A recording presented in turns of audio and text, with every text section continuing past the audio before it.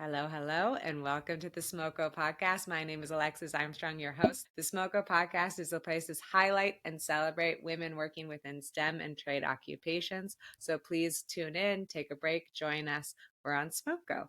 And today we are extremely lucky to be joined by the lovely Peta Cox, who is phoning in all the way from Sydney, Australia, which is absolutely amazing. She is a legend and an expert within her field of geospatial and surveying. She currently works as a national training and development manager at Consulting Surveyors National, where she is in charge of creating a national vocational education course in surveying. She has also created her own platform called the Defining Boundaries Podcast, which is a podcast which highlights people within the surveying and spatial industry. Peta, it's just so lovely to have you today. Thank you so much for joining us. Oh, Alexis, thank you for asking me. It's You're very welcome. exciting to be on the other end of a podcast for a change. Yeah, you can relax, I guess, and just I don't know about that. I think I'm probably more relaxed when I'm on the other side asking the questions. But anyway. Well, thank you very much. Thank you for coming on the show. Again, it's an honor. And I think just to maybe start us off for people that are unaware of surveying, because I didn't really know too much about the industry, to say straight up, before I listened to your podcast. But could you maybe walk through the field of surveying, how you became aware with it, and how you started to work within this industry? So I'll start off with what is a surveyor. There are different types of surveyors. I'll start off basically with the land surveyor, which is where we start. The encompassing thing of surveyor is basically mapping real world natural surface structures on Earth. So we're positioning where things are, determining where boundaries are, the heights of things and things like that. So we're sort of mapping things out. So we use that information to be able to then go and put buildings up, design things. It's used in all different types of ways, whether you're doing hydrographic surveying, engineering surveying, land surveying. There's so many different types of surveying. It's just an overarching kind of thing of we map the world, basically. We pick up the features of the world. No biggie, just mapping the entire world. Yeah. And the thing with a surveyor is that, especially when you're looking at construction and things like that, we're the first person on a job and we're the last person to finish there. So we're very important. Yeah. The first person to do a map of the initial site and then to make sure that you actually followed the plan. Is that the idea? Yes. So in Australia, if we're looking on construction sites and stuff, we're defining where the boundaries are so that the building is built within the boundaries. We're then placing marks so that they can do footings, they can put up their retaining walls, that as they start going up in the floors, we're positioning all the grids for the columns. Wow. So we're involved in the whole process the whole way through, making sure the heights are correct, the position's correct, all of that kind of stuff, until you get to the final, once the building is complete from start to finish, we're in there. Wow. You're like not even in there. You're like foundational, a linchpin. That's really cool. Yep, exactly. So surveying, I fell into it. So I left school. My cousin went into surveying at university. I went to uni to start nursing. Did that for a year, had a bit of a gap. I was a single parent and needed to find something that was going to support me and my young son at the time. And I've always been an outdoors kind of person, so I didn't want to have a job indoors. So when I looked at training, what kind of qualification I could have behind me, it was landscaping or surveying. And the landscaping was going to take 4 years to complete. The surveying was a 2-year course. That was my choice into surveying. But I would have made the same choice as a single mom with a young son. Anyone would have made the same decision. But it's funny that it came down to a 2-year program versus 4 years. Yep. And now it's something that you're so passionate about and something that you love. It's very cool. I know. Who would have thought 28 years ago, that I would be here where I am now. But yeah, I love it. It's been a great career for me. It's supported me through all of my stages with my transitioning onto the teacher side of it. I've been able to give back and help support the newer generations coming through. And to me, that's an awesome feeling. That's so cool. Can you see yourself in their shoes when you look at your students, that you're like, oh, that's basically a young me, or like you have no idea what you're in for? Yes. Yeah. Being a single mum, having a baby while doing my course and everything, there was a few of the guys, and there was only me and one other one other girl that was doing the course at the Oh, time. wow. The rest of them were guys. Some of them were working, some weren't. I couldn't get a job. Nobody wanted to employ a single parent, very much a female single Really? parent. I struggled to get a job while I was doing my training. It was very difficult to actually understand, to put it all together. We did theory, we did field work and everything, but it was in a contained area. It wasn't real life. Coming out into the real world made a massive difference when I actually did get a job, to go, oh, this is what it's really about. And So, I don't yeah. know if this is going to be tied to what we just talked about, but the next one, it's a two-part question of what's the most rewarding part of your job in this industry? And then what's something challenging within your industry that unfortunately is a part of surveying? I'll start with the good things. I sit there and I talk about our industry, the profession of surveying, and it's so diverse in what you do, where you go. So the opportunity to be working outside, outdoors, is just such a great feeling of knowing that you're not stuck in an office every day.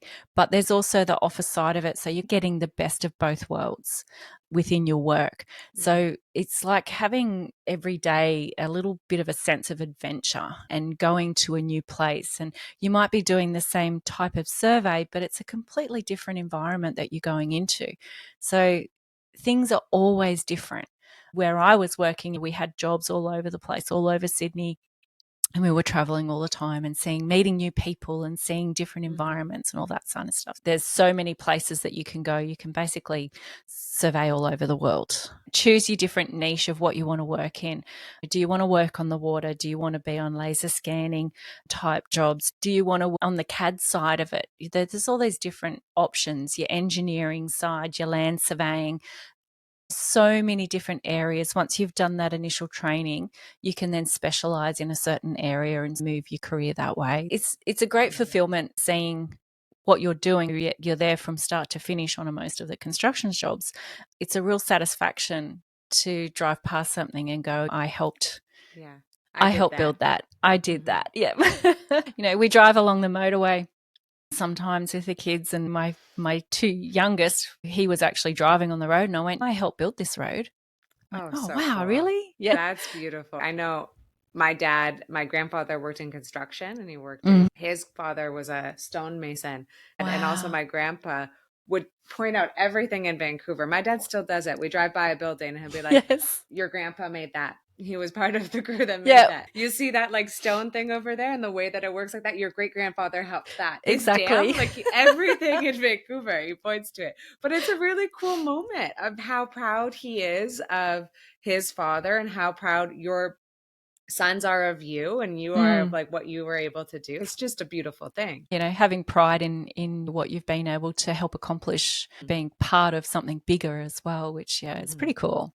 But I mean, that takes on to moving into the challenges of it, not only on the female part of it, but also just a challenge of a surveyor is that you're dealing with a lot of technical equipment, a lot of data, positional wise, depending on what you're doing, how you're collecting that information, how you determine that what you've collected is actually accurate, and how Accurate. you validate your work and all of that kind of stuff. Knowing how to do all of that as well, because if you make a mistake on that side of it, it can be a real problem.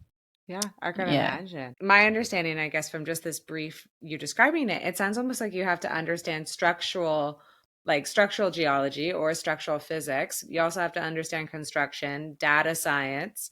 It sounds like you have to know a little bit of everything to be able to do your job right. But in that way, it's also going to be really complicated every single time because it's not going to be the same situation or the same data set or the same kind of structure. It sounds like it's going to change every time. Correct. From the point of knowing how to read the plans when you're setting something out or picking something up and going, oh, this doesn't seem quite right, not just accepting what's coming in, into the Mhm. data collector or whatever, or looking at something and knowing that it doesn't seem quite right. You'll find that most surveyors are problem solvers. That's our Yeah. job. And being able to think on your feet, go, okay, this is not right. How are we going to fix it? What do we need to Mhm. do? Do some calculations, get on the computer, check the plans, draw something else up, upload more data, whatever it may be. It's thinking on your feet. You don't have time to go back to the office and sit around for 2 days and work it out. You got to do it then and there. Do you find that that's exciting that you're responsible for that and there's so much on your shoulders, or a little bit of both? Catch 22, exciting, nerve-wracking? It's a bit of that catch-22 sometimes, because it's a really good feeling when you do have that problem and you do come up with a solution and you can give the client what they need. But yeah, making sure that it is actually the right one is that it's actually correct. That you're just yeah, like, that's right. I hope, please. Yeah. Yeah. And look, there's some companies where there's just surveyors, people that just go out in the field. They get the data, they go and set it out, or they pick it up. There's somebody in the office, a project manager or whatever, that's dealing with the data and stuff like that. It's not always the surveyor doing everything. It sounds like it's depending on company, but probably also depending on type of surveyor. Because I know you mentioned there was a couple, water, and then I think there was one that sounded crazy with lasers. Yeah, Laser laser survey. scanning. What is that? Is that almost like LiDAR?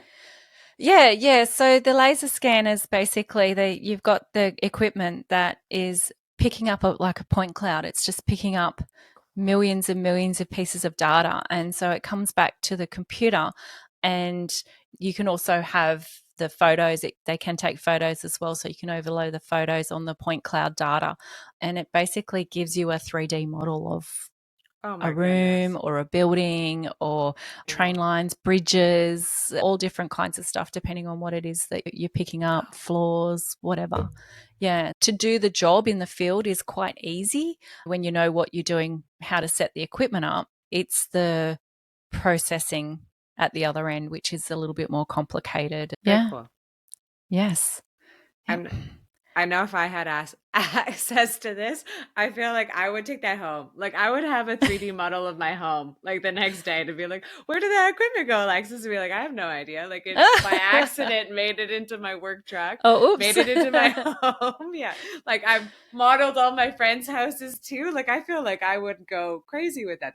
You need pretty powerful computers to be able to manage it as well, though. That's one of the difficult things. But yeah, there's lots of different types of the scanners as well, depending on what you're trying to achieve with it and the accuracies and that kind of stuff. There's handheld ones, there's ones that you slip over your shoulders and walk around with, and yeah, and then Cool. the ones that are Like sitting up on your legs, and yeah. okay. One sounds like a Ghostbuster. One sounds like a little like point and shoot. Okay. So that's the challenges. Keeping up with that technology is a challenge as well. But going back to what I mentioned earlier, the challenge of being a non-traditional role for females, male dominated, whatever you want to call it. As I said, it's come a long way for sure.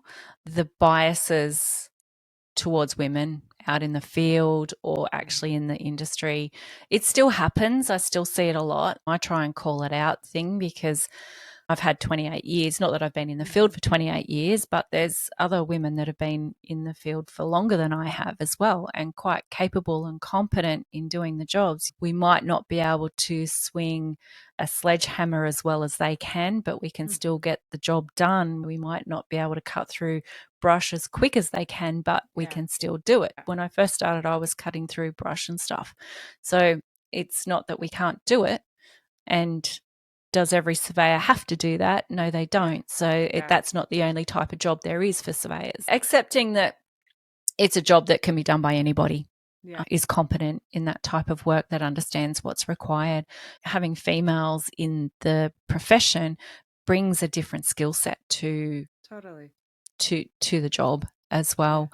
They talk about diversity, inclusion, all that kind of stuff. And it's more about having the different people, the ideas, the way they think brings a better cohesive team together. I think that's a really important point. It's known to, if you look at all of the data and all of the studies that they've done, that a higher diverse team will give a better output. You'll have better work no matter what you're doing. That point that you were talking about, that anyone could do this job, and changing our mindset from only and men are the most capable within field. I think that's a really old stereotypical mindset that's unfortunately within these industries. And you're like, no, I could do field work as well. But like you said, it's just going to look a little bit different. At the end of the day, we're going to have the same output. And I think that's a really important shift that we need to do. No, well, I was out in the field surveying until I was 8 months pregnant or something. My goodness. It's doable. I remember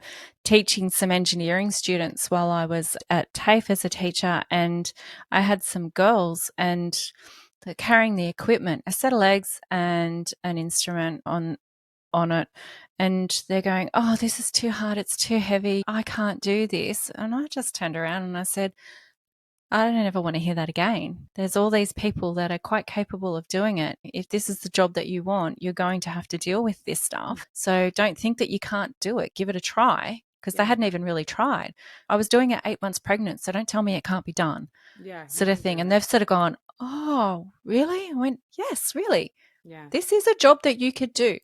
And then after that, man, they were out there giving it a go. So, I love that. yeah, Sometimes you just need that kick and you just need that yeah, reminder to be like, no, you can do this. yeah. Don't stop. You're more than capable. So I absolutely love that. And I love that mentality. Doing research and doing background on you, one of the things that stood out was just your ability to be loud and your ability to speak out in terms of injustices within this culture and within this industry. And I just wanted to say thank you because Oh. I've struggled with that myself within this industry. Could you speak to this decision to be loud? Is it something that just comes naturally? It probably comes naturally to me in a sense that I grew up as a tomboy. I've got an older brother. I grew up in a street of boys. So I've always had that. I followed my brother everywhere. I was the one girl in the street that had the long blonde hair down to her butt with a dress on down to her ankles, climbing trees, riding push bikes, riding skateboards. But whatever my brother did, I would be able to do. So I think growing up in that environment allowed me to be confident in myself in the sense that if you give anything a go give anything a Go go. for it. If you don't do well the first time, you get up, you brush off, and you go again. I think that's just me in the sense that I quite often say what I think in not trying to hurt anybody, but I think if I have something to say, then I'm going to say it, especially if it's going to help somebody, help anybody. So that choice to speak up in the sense of social media now, I find it frustrating to see people still bagging other people about what they're trying to do. If they put something on social media and they're really proud of what they've done, and then people just start digging into them about not having the right shoes or the right equipment, or it's a girl and she's wearing Yeah. jeans Yeah. and not wearing work pants or whatever it may be, or just a girl with holding equipment or whatever, and people start to have a go, and it's, hang on a second, she's proud of what she's done, she's proud of where she is, she hasn't put anybody else down, she's No. putting herself out there. So why do you have to find the negative? It's only a good thing that we're promoting the industry. So don't sit there bagging it. So I'll call people out. Only in the last week, there's been things about people saying, "Oh, it's not a male dominated industry." And it's like, well, factually, it is a male dominated industry because that's what it has been since it started. There was two of us going through in 1995 in our. I didn't work with another female. I've only worked with one other female surveyor in 24 years. It was only my last job Wow. that I Before the started working. education. So I did a couple of jobs. I went to education. I went back out in the field as a project manager, senior surveyor. That's where I was managing female surveyors. There was Wow. 4 or 5 in the company. That's the first time that I've worked with female surveyors in a company. So percentages here in Australia are like registered surveyors take up about 3 to 5% of registered surveyors within across the world. We're looking at that less than 10%. That's really good that you have the 50-50 in like technical college, but it's also crazy that you're in your experience, you've been working as a surveyor and within the spatial industry for so long that it took at the very end, your last job, for you to be able to work with 4 or 5. And it's wonderful that there was 5 women, including yourself, within that company, but that's insane. When I was teaching, there was 1 or 2 females every year coming through the course out of 70 sort of. That's less than the like Yeah. 3%. Yeah, that's right. For that idea to It's be like, oh, crazy. it's not male dominated. You're like, what are you talking about? It's Yeah. completely male dominated. Yeah. But it's still a community perception as well, because even my son's friends, their group of friends with the girls and everything, if they were coming over and I'd be doing something and they're like, oh, what do you do? And I'll say, oh, I'm surveying. I'm a surveyor. And they're like, oh, so you go around and ask people questions? Oh, completely different. Yeah. Completely different. I'm like, no, no, no. Surveyor out in the field with the one that people think is a camera on the side of the road kind of thing. And they're like, oh, one of those.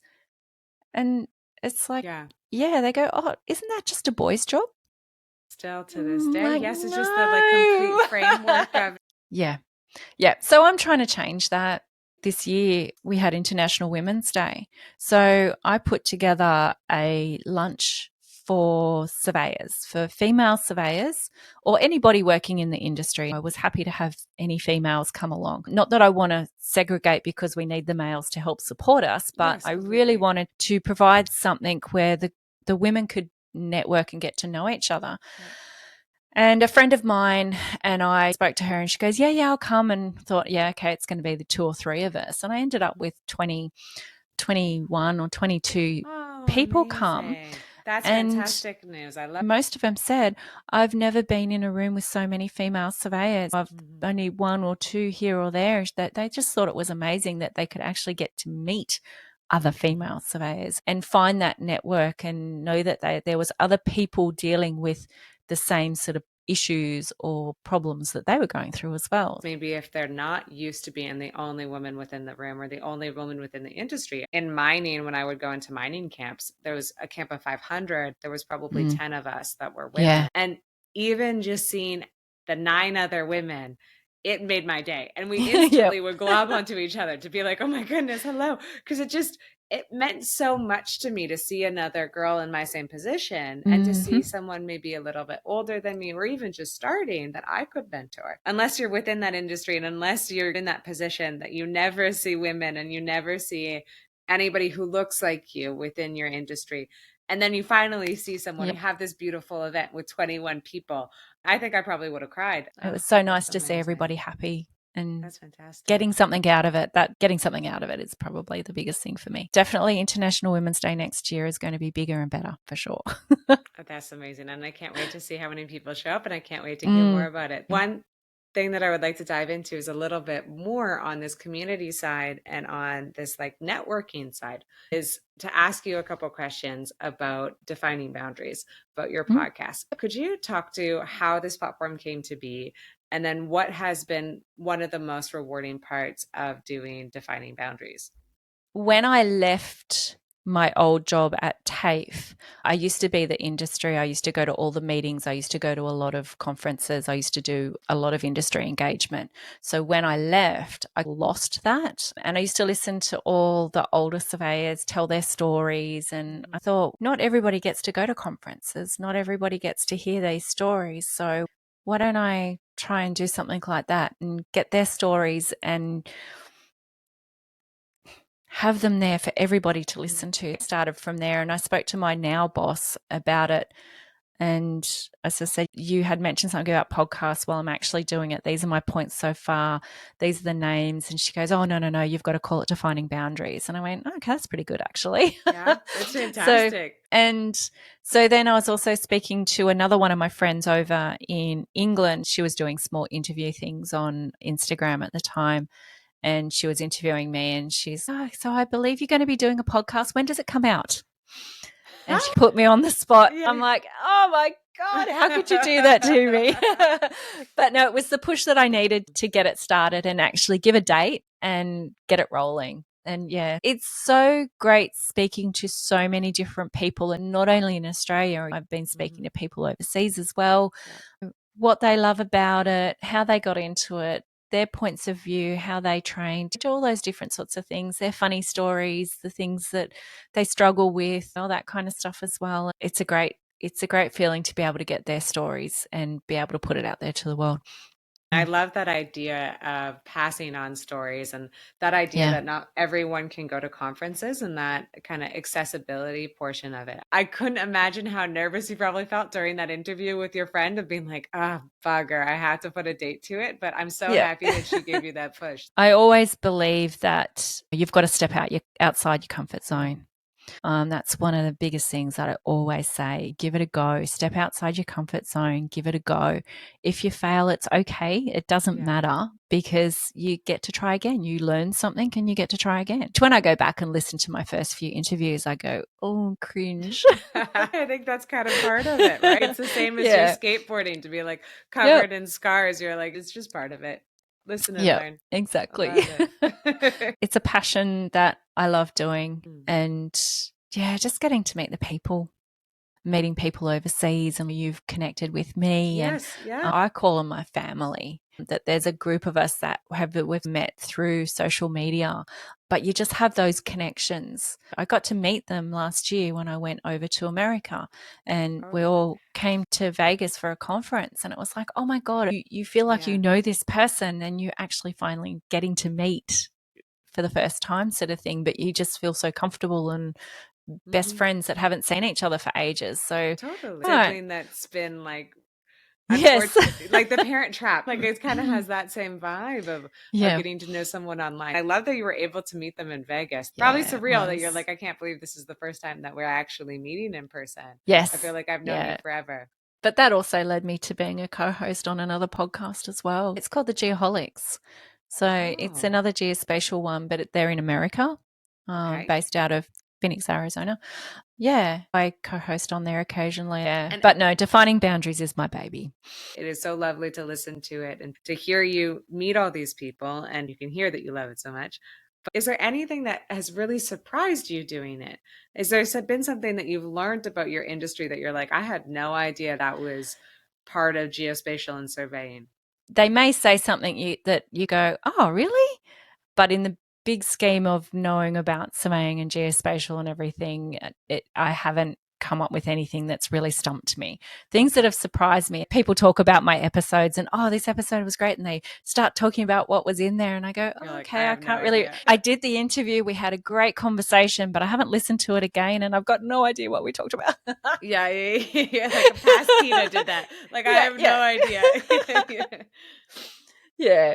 No, sometimes I go back and listen to it. I'm like, oh, yeah, someone said something and I'll go back and check them and stuff. But Mm. yeah. I love that no one stumped you. You're like, nah, I know my industry. Like, I got it all. Yeah, I mean, it's great. It's great speaking to people in the different things that they're doing, the technologies or the type of jobs that they've worked on and stuff like Mm. that would be a bit of a surprise of going, oh, wow, really? That's really cool. What they're doing with the technology and stuff like that, that I may not have worked with or had anything to do with. Learning that stuff is really great. But yeah, yeah, you're always learning.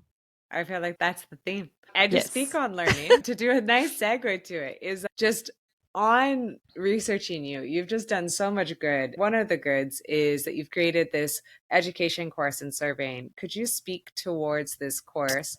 Could you walk through what it is, how it works? Yes. As you said, I'm the National Training and Development Manager for Consulting Surveyors National. The CEO, Michelle Blitzharves, who's a friend of mine that I knew, she's the one who created the name Defining Boundaries. Yeah. I met her when I was a teacher at TAFE. I left for very many reasons. I left. And while I was working in industry again, I was competent. I could do the job. I was learning things, but realized that I wasn't overly happy Mm. in what I was doing and realized that my job in life is to help other people Mm. and educate them and give them the tools that they need. And we knew that TAFE was having some issues and stuff like that. And there's not a lot of campuses around that deliver it on a vocational level. People couldn't leave work to do training, lots of different reasons. So we had talked about it a long time ago, and it came to a head one day where she came back to me and she said, okay, I think we're ready to do this. We need to put together a business plan of what we're going to do, how we're going to do it. And so I came through, we built this business plan. She took it to the board and they agreed that, yes, this would be something that they should be able to invest in. So they employed me. So I was the first employee, full-time employee of Consulting Surveyors National. I've worked to develop a program that is a work-based program. So the people need to be working in industry. They learn the theory through myself or my teachers, and they do all of their practical at work. They have a supervising surveyor who helps mentor them, guide them, point them in the right direction for whatever they need to do, ensure that they're doing the right things, ticking off that they're doing the different types of surveying, things like that. So the company is involved in that learning process. So instead of somebody going to a university or a TAFE or somewhere to learn it and they leave the work, they do it, work just goes, we've got a job that needs to be done, blah, blah, blah. Don't care about your education. You do that in your own time. This is about bringing everybody together, bringing back the mentoring, bringing back everybody being on the same page and supporting everybody. It makes for a better team, inclusive. Everybody knows where everybody's at, and they come online one day a week. It's the same day every week that they need to come online. So the company can actually program their work around it. Oh, cool. So it's That's not fantastic. jumping around. Yes, it's teacher led. So they have a teacher in front of them. They have somebody to talk to, somebody to explain what's going through. So the theory is really real life examples, all of that kind of stuff that is happening. They're not just jumping online, watching a video, reading something, flick, click, click, click, click. I'll do the quick assessment thing at the end, and that's their learning very things. hands-on and very practical to real life situation of what you would actually need in surveying. Correct. And the benefit of doing it this way is that we can deliver across Australia all at once. So I have students in Western Australia, Northern Territory, Queensland, ACT, and New South Wales all online at the same time. Amazing. That's lovely that you also have work support. The fact that it's a working program is wonderful to have that scheduled within them, because I feel like it helps them that they have better education and more practical education, but it also helps a company as well that they have a practical employee and that it's a consistent thing. So that's wonderful.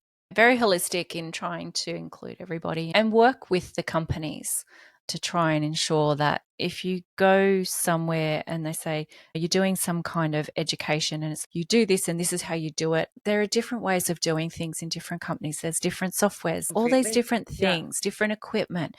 So it's like, okay, this is the foundation that you need. Now go and apply it to the equipment that you have.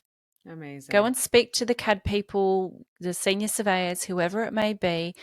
Get what you need out of them. Go and have a go at it. Go and practice it. Write a report on how it was done. And then we speak about it, the differences they do or what they do here, what they do at that different company. So they're learning with what they need.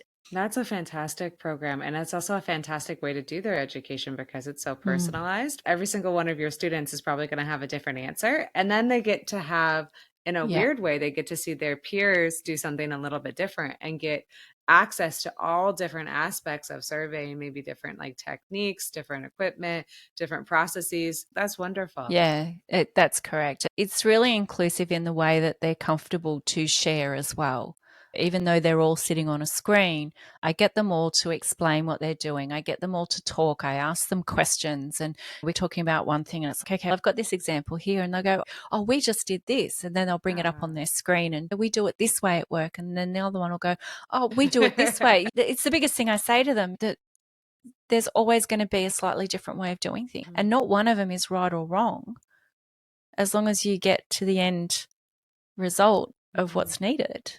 Yeah, completely. And again, that goes back to what we were talking about, like the difference, the idea of field work, and field work's going to look a little bit different. Like every single time that you do a job, it's going to look a little bit different. Yeah. So I'm very proud. I'm very thankful that Consulting Surveyors gave me the opportunity to build it. The Surveyors Academy, hopefully, we're filling a gap within the education within Australia at the moment. I'm pretty proud of it. You should be proud of it. How many students do you have this year, and how many years have you been doing the program? We started in September last year, so we're still working in the pilot program. So the way we work, we have a certificate 4 level and a diploma level. So the diploma level's the higher level. So you go certificate 4 and then diploma. And then if you want to, you can go on to university later. Right. I'm running a Cert 4 and a diploma where I have 22 students at the moment within the 2 courses.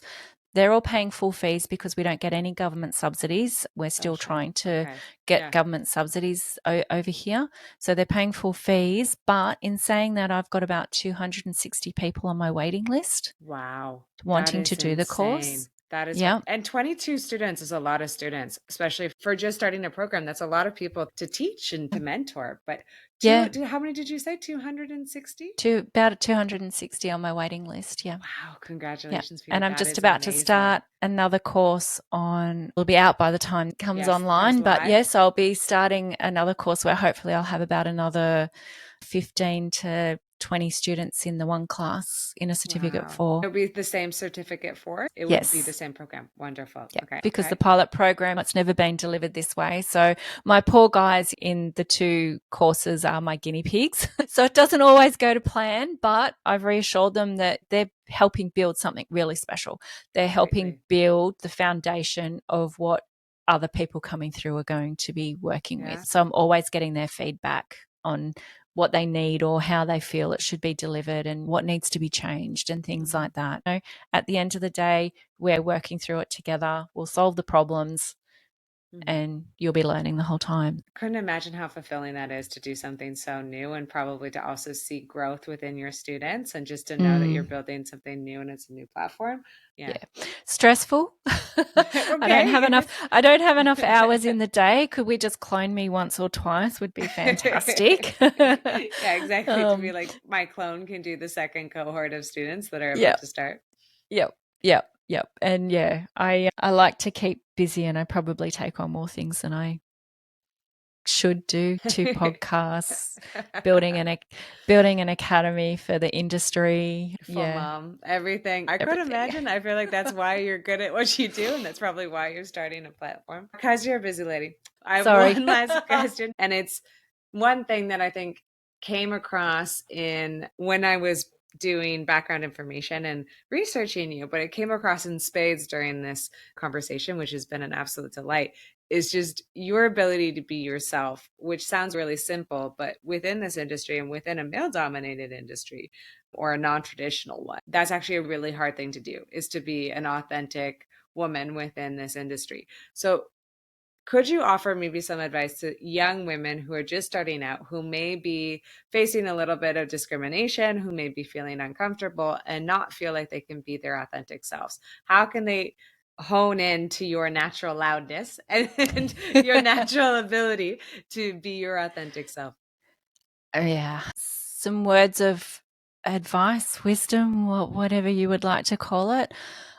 Believe in yourself. Don't ever think that you are not capable of doing the job that you've set out to do. As I said, you make mistakes, you learn from them and build on that. There's a few different things. Finding your support network, finding the people that can help you. It doesn't have to be a female. I haven't had female mentors, but finding the people that believe in you and support you and will back you and will help you learn is probably a big thing. So stay true to yourself, believe in yourself, find that support system. You're going to have to be resilient in these types of jobs.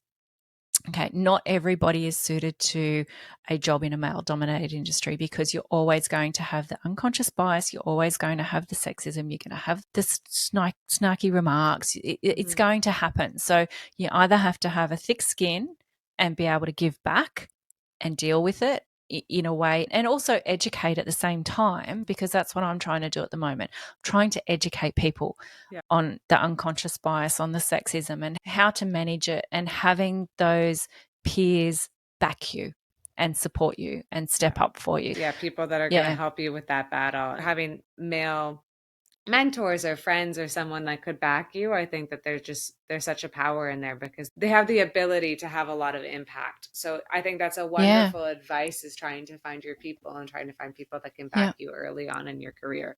Back yourself, look for opportunities to grow no matter what it is. You're always learning. don't think that you know everything. That's the biggest thing. No matter what in life, you're always learning. You talk about mentors and you're mentoring down. Well, people, you're still learning from, even if you're mentoring somebody, you're still learning from them as well. Learning how to be an okay mentor too, right? To be like, I don't know, I've never done this before. Like Yeah. they're gonna tell me feedback if I mess up, and then I'll go from there. I Yeah. think that's a Yeah. wonderful mindset. You, Yeah, you're not perfect. yeah, be So yourself. accept that, be yourself, be kind, be nice to people. They're all human. That's the Yeah. biggest thing. I don't see myself as anybody different out there doing a job. I love it. I think that's a wonderful way to leave this episode. I think it's also wonderful life advice. It's wonderful advice within this industry. Peta, thank you so much. It was It so lovely has. to meet you. And thank you so much for coming on to the show. I appreciate it immensely. Thank you so much for having me on. I love doing this sort of stuff and getting the word out there and knowing and letting other people know that you're not in it alone and that there are other people, no matter what industry or profession you're in. We're all going through struggles. We're all winning in certain ways. So let's share it and support Mhm. each other. Yeah, I love So that. thank And you so let's, much for having me on. you're welcome. But thank you guys. Thank you for tuning in. We are Smoko Podcast, and we will see you next week. Bye bye.